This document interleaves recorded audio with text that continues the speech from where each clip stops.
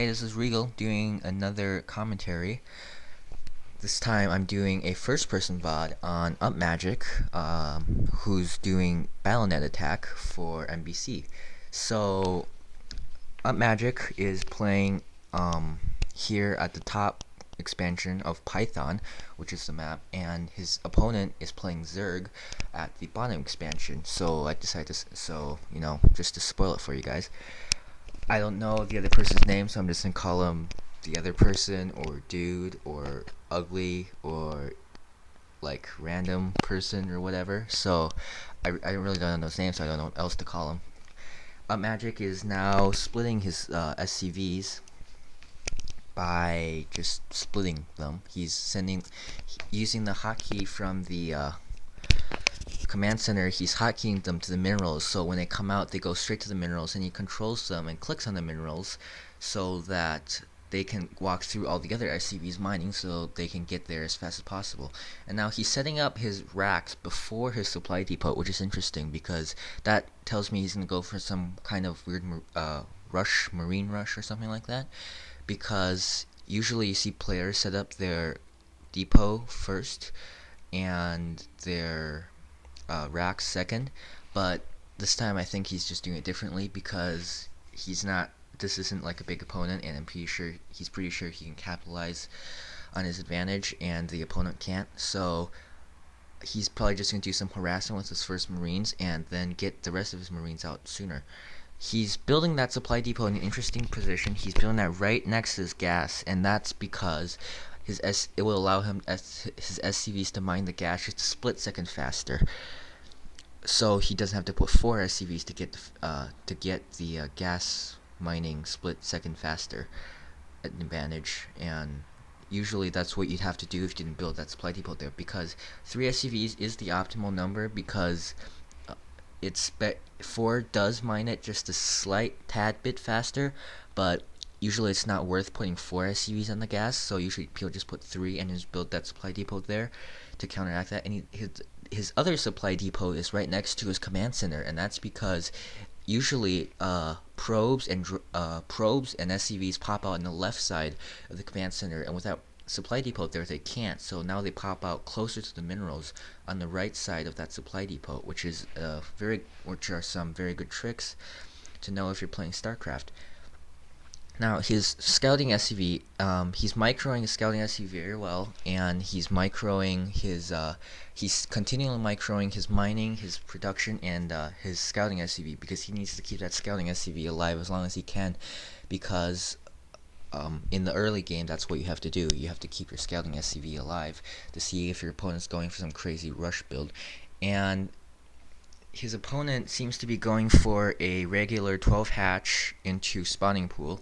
So, yep, there you see a spawning pool, and then I believe that's a 3rd hatch morphing on the right of the first one.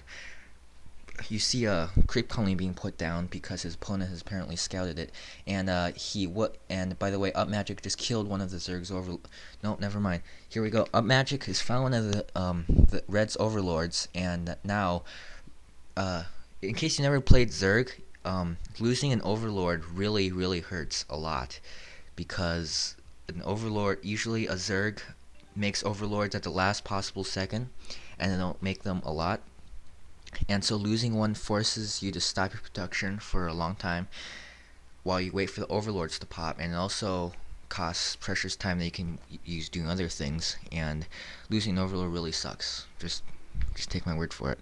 I'm not a Zerg player, and I cannot keep my overlords alive when I do play Zerg, and it just absolutely sucks. So he's lifting that racks into a better position where he can pump from. I think he just randomly put it somewhere in the first one, and now he's going to try to pick off a 3rd overlord of Reds, and now he's targeting that overlord, but it gets away, and he stopped his Marines because he didn't want them running to the sunken.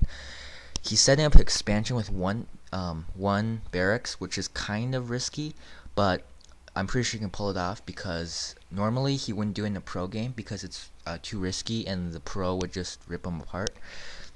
But, well, usually as a pro, the other person will rip him apart. But here, I think he's confident enough that he can pull off something like this, just like he did with the barracks rush thing. So you can see that he didn't time his SCVs perfectly, but he timed them well enough that it's not like he waited for it to finish and then sent his SCVs there. So he's not.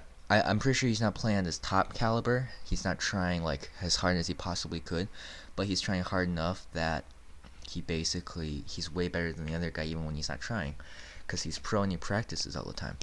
So to him, I bet to him this is probably like a practice game almost, maybe not even that high caliber, because I think this is one of those games you make just for fun. And he built his academy, and I'm pretty sure that's researching stim packs and then Marine range upgrade, which is usually the order you go in, because in case like mass Zerglings come at you or something, you need that stim packs to deal with them.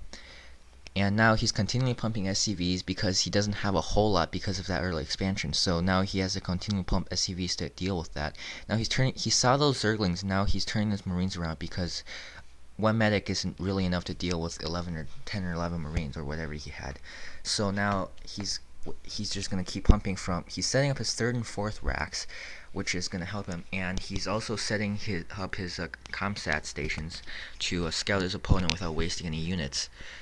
If you're wondering why he clicked on his CommSat stations after he built them, he's setting them in hotkeys. Usually the hotkeys are 9 and 0, which are the 9, 8, 8, 9, 0, maybe, and usually you don't get more than like 3 CommSat stations in the game. So he's setting the hotkeys so that he can easily access them in case of lurkers or scouting, so he doesn't have to waste time clicking on it.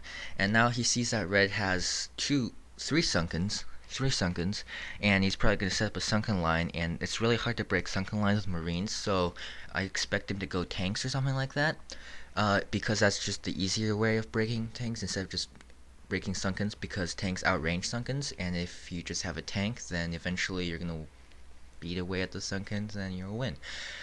Well, you won't win, you'll just break the sunkens. And so now he's moving out his medic Marines. I expect him to do some kind of harassment, but 2 or 3 sunkens is enough for a good number of medic Marines. So he has 3 medics now, and scouting Zerglings running around, which is good. And I expect red, well, I don't expect him to, but red really should set up some more expansions, because a Zerg should at least be 1 or